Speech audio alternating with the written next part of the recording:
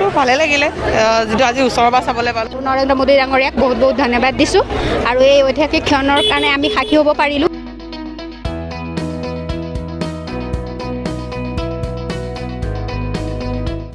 মই টিভিতে দেখিছিলোঁ, ফাৰ্ষ্ট টাইম দেখিছোঁ এতিয়া।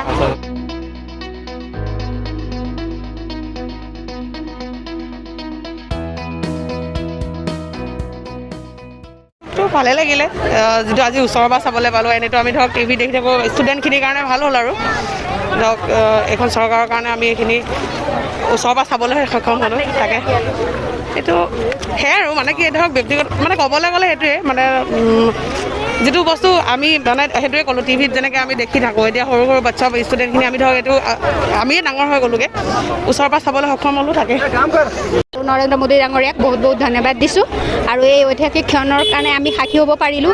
আমি ইমানটো বয়সলৈকে এইটো পাম বুলি আশা কৰা নাছিলোঁ, তাৰ বাবে অসম চৰকাৰক বহুত বহুত ধন্যবাদ।